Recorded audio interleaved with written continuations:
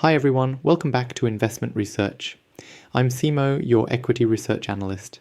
Today we're diving into AMC Entertainment, ticker AMC, and asking the question, why might this stock be worth buying now, despite the risks?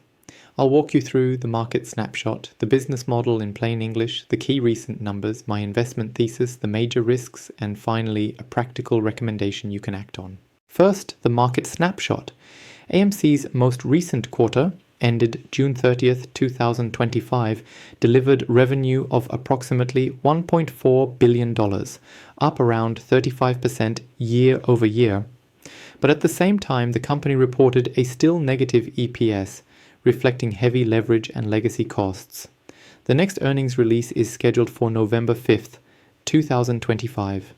Attendance rose meaningfully, and in 2025, the company recorded a record-setting Memorial Day holiday weekend with over 7 million moviegoers across its US and international locations. That said, in the quarter ended March 31st, 2025, the revenue was only $862.5 million, down 9.3% from a year ago, highlighting the volatility of the theatrical business. So what we see is a company in transition, large swings, improving box office, but still bearing legacy debt and business model pressure. Now, let's put the business in plain English. AMC is the largest movie theater chain globally, operating thousands of screens and theaters. Its core revenue streams are admissions ticket sales and food and beverage concessions. On top of that, the company is pushing premium large format screens, upgraded amenities, subscription memberships, and loyalty programs to raise the spend per guest. The logic is simple. As long as people go to theaters, especially for blockbuster films, AMC profits from higher ticket prices, more people buying snacks, drinks, and premium seats. The critical dependency is the film release slate and consumer discretionary spending. When big movies open and people are excited to go out, the business can bounce hard. When film production slows or attendance weakens, the company suffers. What are the key recent numbers and trends you must watch? First, attendance.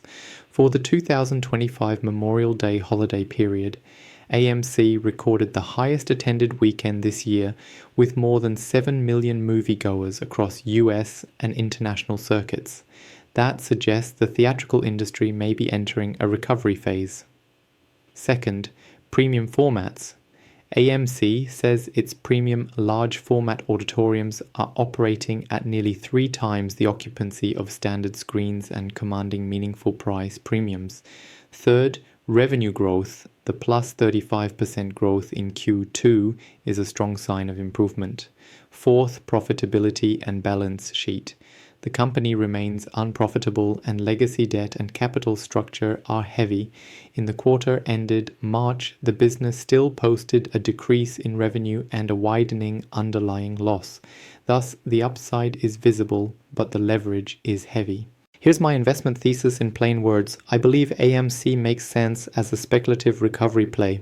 If the film slate remains strong, attendance continues to rise, and the company successfully monetizes premium formats and subscriptions, then AMC could benefit disproportionately from the reopening of consumer entertainment and pent-up demand in theaters.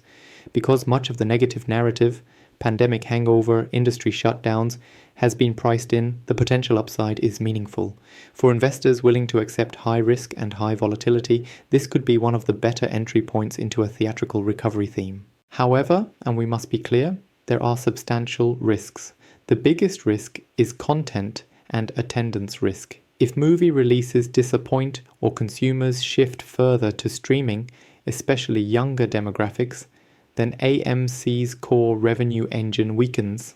Second, leverage risk, high debt and capital costs mean that even growing revenue may not translate into profit or free cash flow quickly. Third, consumer discretionary/macro risk. If the economy slows, high inflation persists, or people reduce outings, theater visits drop. That hurts concessions, which amplify margins.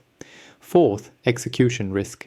Investing in premium screens and subscriptions is expensive and timing matters. Missteps or slower than expected adoption could delay the payoff. So what's my practical recommendation? If I were you, I would treat AMC as a small position in the speculative sleeve of your portfolio. I'd consider entering if I believe two things. One, that the upcoming film release slate remains strong, with multiple blockbusters moored to theatre openings, and two, that the company shows improving operating metrics. Attendance, concession spend per guest, premium format occupancy.